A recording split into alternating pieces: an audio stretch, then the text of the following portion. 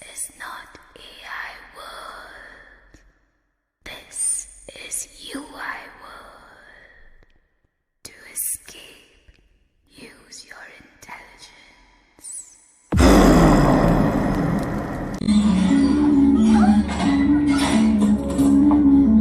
ಹಣ್ಣು ಕಚ್ಚಕ್ ಮುಂಚೆ ಹೆಣ್ಣು ಬಿಚ್ಚಕ್ ಮುಂಚೆ ಬೆಲೆ ಜಾಸ್ತಿ. ಜ್ಞಾಪಕ ಇಟ್ಕೊಳ್ಳಿ. ನಮಸ್ಕಾರ ಸ್ನೇಹಿತರೆ, ತುಂಬಾ ಜನ UI ಸಿನಿಮಾವನ್ನು ರಿವ್ಯೂ ಮಾಡಿ ಅಂತ ಹೇಳಿದ್ರಿ. ಆಕ್ಚುಲಿ ಸಿನಿಮಾ ನಾವು ರಿವ್ಯೂ ಮಾಡೋದಲ್ಲ, ಸಿನಿಮಾನೇ ನಮ್ಮನ್ನ ರಿವ್ಯೂ ಮಾಡಿದೆ. ನಾವು ಹೇಗಿದ್ದೀವಿ ಅಂತ ಸಿನಿಮಾ ನಮಗೆ ತೋರಿಸಿಕೊಡುತ್ತೆ. ಅದೇ ನಮ್ಮ ಉಪಯೋಗ ಟ್ಯಾಲೆಂಟ್. ಸಿನಿಮಾದ ಬಿಗಿನಿಂಗ್ ನಲ್ಲಿ ನೀವು ಬುದ್ಧಿವಂತರಾಗಿದ್ರೆ ಈಗಲೇ ಚಿತ್ರಮಂದಿರದಿಂದ ಎದ್ದೋಗಿ, ನೀವು ದಡ್ಡರಾಗಿದ್ರೆ ಈ ಚಿತ್ರ ಪೂರ್ತಿ ನೋಡಿ ಅಂತೇಳಿ ನೆಕ್ಸ್ಟ್ ಕೋಟ್ ಹೇಳ್ತಾರೆ. Intelligent people appear to be fools, fools pretend to be intelligent people ಅಂತ. ಇದರ ಅರ್ಥ ನಿಜವಾದ ಬುದ್ಧಿವಂತರು ದಡ್ಡರ ತರ ಇರ್ತಾರೆ, ಆದ್ರೆ ದಡ್ಡರು ತಾವು ಬುದ್ಧಿವಂತರ ಅಂತ ಆಡ್ತಾ ಇರ್ತಾರೆ. ಅಂದ್ರೆ ಈಗ ಗೊತ್ತಾಯ್ತು. ಬುದ್ಧಿವಂತರಾಗಿದ್ದವರು ಈ ಸಿನಿಮಾ ನೋಡಿ ದಡ್ಡರೆಲ್ಲ ಎದ್ದೋಗಿ ಅಂತ. ಈ ಸಿನಿಮಾದಲ್ಲಿ ಹುಪ್ಪಿ ಹಾಕಿದ್ದ ಡೈರೆಕ್ಷನ್ ಕ್ಯಾಪ್ ಅನ್ನು ಸಿನಿಮಾದಲ್ಲಿ ತೋರಿಸುವ ಮೂಲಕ ಸಣ್ಣ ಲಿಂಕ್ ಅನ್ನ ಕೊಟ್ಟಿದ್ದಾರೆ ಅನ್ಸುತ್ತೆ. ಸಿನಿಮಾದೊಳಗೊಂದು ಸಿನಿಮಾ, ಅದೇ ರೀತಿ ಈ ಸಿನಿಮಾದೊಳಗೊಂದು ಸಿನಿಮಾ ತೋರಿಸಿದ್ದಾರೆ. ಈ ಸಿನಿಮಾದಲ್ಲಿ ಡೈರೆಕ್ಟರ್ ಸೂರ್ಯ ರಿಯಲ್ ಆಗಿ ತೋರಿಸುವ ಮೂಲಕ ಅದರಲ್ಲಿ ನಡೀತಾ ಇರೋ ಭ್ರಷ್ಟಾಚಾರ, ಅವ್ಯವಹಾರ, ಪ್ರಾಸ್ಟಿಟ್ಯೂಷನ್ ಎಲ್ಲ ಅದನ್ನ ರಿಯಲ್ ಆಗಿ ತೋರಿಸೋ ಪ್ರಯತ್ನ ಮಾಡ್ತಾರೆ. ಅದೇ ರೀತಿ UI ಸಿನಿಮಾದಲ್ಲೂ ವಿಭಿನ್ನ ಪ್ರಯತ್ನ ಇದೆ. ಈ ಸಿನಿಮಾದಲ್ಲಿ ಒಂದು ಡೈಲಾಗ್ ಇದೆ, ರಿಯಲ್ ಆಗಿ ತೋರಿಸೋ, ನಡೆದದ್ನ ರಿಯಲ್ ಆಗಿ ಶೂಟ್ ಮಾಡ್ತೀನಿ ಅಂತ. ಅದರ ಪರಿಣಾಮ ಸೂರ್ಯ ರಿಯಲ್ ಅಂತ ರಿಯಲ್ ಆಗಿ ನಡೆದಿದ್ದೆಲ್ಲ ಕತ್ಕದ್ದು ಹಂಗೆ ಶೂಟ್ ಮಾಡ್ಬಿಡ್ತಾ ಇದ್ದ. ಅದನ್ನೆಲ್ಲ ಸೆನ್ಸಾರ್ ನೋಡಿ ಹಂಗೆ ಕಟ್ ಮಾಡಿ. ಈ ಸಿನಿಮಾದಲ್ಲಿ ಆ ಹುಡುಗನ ತಂದೆ ತಾಯಿ ಶೂಟ್ ಮಾಡಿದ್ಮೇಲೆ ಉಪ್ಪಿ ಆ ಹುಡುಗನಿಗೆ ಮಾತಾಡ್ತಾನೆ. ಅದೇ ರೀತಿ UI ಸಿನಿಮಾದಲ್ಲೂ ಕೂಡ ಉಪ್ಪಿ ಅದೇ ರೀತಿ ಒಂದು ಮಾತಾಡ್ತಾನೆ ಹುಡುಗನಿಗೆ, ಇಲ್ಲಿ ಹೋಗು, ಈ ಕೆಟ್ಟ ನರಕದಲ್ಲಿ ಫ್ಯಾಮಿಲಿ ಹೀರೋ ಆಗಕ್ ಹೋಗ್ಬೇಡ, ಇಲ್ಲಿ ಮಾಸ್ ಹೀರೋ ಆಗು ಅಂತೇಳಿ. ಇವನು ಓಡೋ ಸ್ಪೀಡ್ ನೋಡಿದ್ರೆ ದಾವೂದ್ ಇಬ್ರಾಹಿಂ ಆಗ್ಬೋದು ಅಥವಾ ಬಿನ್ ಲ್ಯಾಡನ್ ಆಗ್ಬೋದು ಅಂತೇಳಿ ಹೇಳ್ತಾನೆ. ಇದರ ಅರ್ಥ ಇವತ್ತಿನ ದಿನ ಬರ್ತಿರೋ ಸಿನಿಮಾಗಳು ಅದರಲ್ಲಿರೋ ವೈಲೆನ್ಸ್ ಮತ್ತು ನಾಟ್ ಮೆಸೇಜ್ ಓರಿಯೆಂಟೆಡ್ ಸಿನಿಮಾಗಳು ಯುವ ಪೀಳಿಗೆ ಮೇಲೆ ಯಾವ ರೀತಿ ಪ್ರಭಾವ ಬೀರುತ್ತೆ ಅನ್ನೋದನ್ನ ವ್ಯಂಗ್ಯ ಮಾಡಿದ್ದಾರೆ. ಇವರ ಸಿನಿಮಾದಲ್ಲಿ ಕತೆ ಶುರುವಾಗೋದು ಆ ವಿಮರ್ಶಕ ಉಪ್ಪಿ ಬಿಸಾಡಿದ ಅರ್ಧ ಸುಟ್ಟಿದ್ದ ಪೇಪರ್ ನಲ್ಲಿದ್ದ ಕಥೆಯನ್ನು ಓದಲು ಶುರು ಮಾಡಿದಾಗ. ಆ ವಿಮರ್ಶಕ ಓದಿದ ಕತೆ ನಾವು ನೋಡುವ ಸಿನಿಮಾ ಎರಡು ಒಂದೇ. ಆದರೆ ಅದೇ ವಿಮರ್ಶಕ ಆ ಸಿನಿಮಾದ ಕ್ಲೈಮ್ಯಾಕ್ಸ್ ನಲ್ಲಿ ಒಂದ್ ಮಾತು ಹೇಳ್ತಾನೆ, ತಾನು ನೋಡಿದ ಈ ಸಿನಿಮಾದಲ್ಲಿ ಕಲ್ಕಿ ಪಾತ್ರ ಇರಲಿಲ್ಲ ಅಂತ. ಹಂಗಂದ್ರೆ ಡೈರೆಕ್ಟರ್ ಈ ಕತೆ ಮೂವಿನೇ ಮಾಡಿಲ್ಲ ಅಂತ.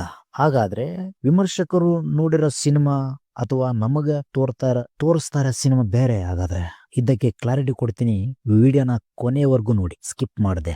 UI ಅಂತಂದ್ರೆ ಯೂನಿವರ್ಸಲ್ ಇಂಟೆಲಿಜೆನ್ಸ್, ಅಂದ್ರೆ ಸರ್ವರಿಗೂ ಸಂಬಂಧಿಸಿದ ಈ ಸಿನಿಮಾ ಅದೇ ರೀತಿ ಎಲ್ಲರಿಗೂ ಸಂಬಂಧಪಟ್ಟಿದೆ. ಇದರಲ್ಲಿ history, geography, politics, sociology, environmental science, economics, finance, fine arts, psychology, spiritual ಎಲ್ಲ ರೀತಿ ಹೇಳಿದ್ದಾರೆ.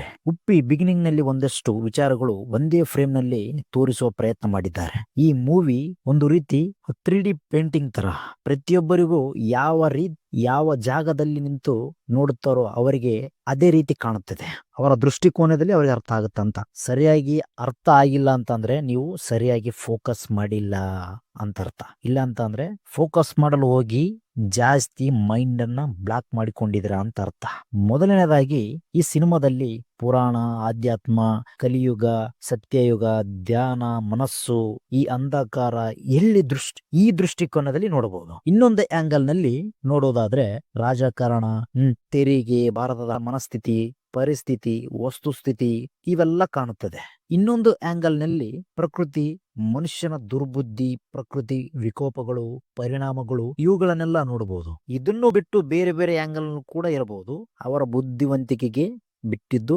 ಒಂದು ವಿಶೇಷತೆ ಏನಂತಂದ್ರೆ ಈ ಸಿನಿಮಾದ ಪಾತ್ರಗಳು ಆಂಗಲ್ಗಳಲ್ಲೂ ಆಯಾ ಪಾತ್ರಕ್ಕೆ ತಕ್ಕಂತೆ ಶ್ರಮ ಹಾಕಿದ್ದಾರೆ. ಉದಾಹರಣೆಗೆ ಒಂದು ಆಂಗಲ್ ಯಾವ ಉದಾಹರಣೆ ಕೊಡ್ತದಪ್ಪ ಅಂತಂದ್ರ ರಷ್ಯನ್ ಆಂಟಿಗಳು ಅಲ್ಲಿರ್ತಕ್ಕಂಥ ಅಂಕಲ್ ಗಳನ್ನ ಬಿಟ್ಟು ಹೋಗ್ತಾರೆ. ಯಾಕಂತಂದ್ರೆ ಇದು ನಮ್ಮ ನಾರ್ಮಲ್ ಕಥೆ ತರ ಇದೆ. ಯಾಕಂತಂದ್ರೆ ಮನುಷ್ಯನ ಮನಸ್ಥಿತಿ, ದುರಾಸ್ತಿ, ಪ್ರಸ್ತುತ ಸಂಬಂಧಗಳ ಬಗ್ಗೆ ಹೇಳಲಾಗಿದೆ. ಇನ್ನೊಂದು ಉದಾಹರಣೆ ಅಂತಂದ್ರೆ ಆ ತಾಯಿ ಪಾತ್ರ ಪೊಲಿಟಿಕಲ್ ಆಂಗಲ್ ನಲ್ಲಿ ನೋಡಿದಾಗ ಆಕೆ ಭಾರತ ಮಾತೆ ತರ ಕಾಣ್ತಾರೆ. ನಮ್ಮ ಸೋ ಕಾಲ್ಡ್ ಲೀಡರ್ಸ್ ಭಾರತ ಮಾತೆಯನ್ನ ಒಂದು ಎಮೋಷನ್ ಅಂತ ಹೇಳಿ ಹೇಗೆ ಬಕ್ರ ಮಾಡ್ತಿದ್ದಾರೆ ಅಂತ, ಭಾರತ ಮಾತೆಗೋಸ್ಕರ ಏನೇನೋ ಮಾಡ್ತಿದ್ದೀವಿ ಅಂತ ಹೇಳಿ ಭಾರತ ಮಾತೆಯನ್ನ ನಡು ಬೀದಿಯಲ್ಲಿ ಕೂರಿಸಿದ್ದಾರೆ ಅಂತ ನಮ್ಮ ಒಪ್ಪಿ ತೋರಿಸಿದ್ದಾರೆ. ಆದ್ರೆ ತಾಯಿ ಪಾತ್ರ ರೀತಿ ನೋಡಿದಾಗ ಪ್ರಕೃತಿ ದೇವಿ ಅಂತ ನೋಡಿದಾಗ ಪ್ರಕೃತಿ ಮೇಲೆ ಮನುಷ್ಯ ಮಾಡುತ್ತಿರೋ ಅತ್ಯಾಚಾರ, ಅದರಿಂದ ಆಗುತ್ತಿರುವ ದುಷ್ಪರಿಣಾಮಗಳು ಅಂತ ಕಾಣುತ್ತದೆ. ಇನ್ನು ಸಾಧು ಕೋಕಿಲ್ ಅವರ ಪಾತ್ರ ಜೋಕರ್ ಅನ್ಕೊಂಡಿದ್ದೆ. ಆದ್ರೆ ಸಿನಿಮಾ ನೋಡಿದ ಮೇಲೆ ನನಗನ್ಸಿದ್ದು ಸತ್ಯ ಜೊತೆ ಇದ್ದಾಗ ಬಿಳಿ ಬಟ್ಟೆ ತೊಟ್ಟು ಇರುತ್ತದೆ. ಇದರ ನಗುವನ್ನು, ಸಂತೋಷವನ್ನು ಸೂಚಿಸುತ್ತದೆ. ಆದ್ರೆ ಜೋಕರ್ ಕಲ್ಕಿ ಜೊತೆ ಇದ್ದಾಗ ಕಪ್ಪು ಬಟ್ಟೆ ತೊಟ್ಟು ಇರುತ್ತದೆ. ಇದರ ಅರ್ಥ ಇದು ಇದರ ಜೊತೆಗೆ ವಿಕೃತ ನಗು ಇರುತ್ತದೆ ಅವನ ಹತ್ರ. ಅಂಡ್ ಫೈನಲ್ ಅಚ್ಯುತ್ ಅವರ ಪಾತ್ರ ರಾಜಕಾರಣಿಗಳ ಗೆಲುವು ಸೋಲಿನ ನಿರ್ಧಾರ ಮಾಡೋ ಭವಿಷ್ಯ ಹೇಳೋ ಮಠಾಧೀಶರನ್ನ ತೋರಿಸ್ಕೊಡ್ತದ. ಅದೇ ರೀತಿ ರವಿಶಂಕರ್ ಅವರ ಪಾತ್ರ ಸ್ಟೇಟ್ ಲೀಡರ್ಸ್, ದೊಡ್ಡಣ್ಣನವರ ಪಾತ್ರ ಸೆಂಟ್ರಲ್ ಲೀಡರ್ಸ್. ರವಿಶಂಕರ್ ಅವರ ಹುಡುಗಿ ವಿಚಾರಗಳು ಪ್ರಸ್ತುತ ನಡೀತಾ ಇರೋ ರಾಜಕಾರಣಿಗಳ ರಾಸಲೀಲೆಯನ್ನ ತೋರಿಸುತ್ತದೆ. ನಮ್ಮ ಸೋಕಾಲ್ಡ್ ಲೀಡರ್ಸ್ ಜನರಿಂದ ಸತ್ಯವನ್ನು ಮುಚ್ಚಿಟ್ಟು ಹೇಗೆ ಮೂರ್ಖರನ್ನು ಮಾಡುತ್ತಿದ್ದಾರೆ ಅಂತ.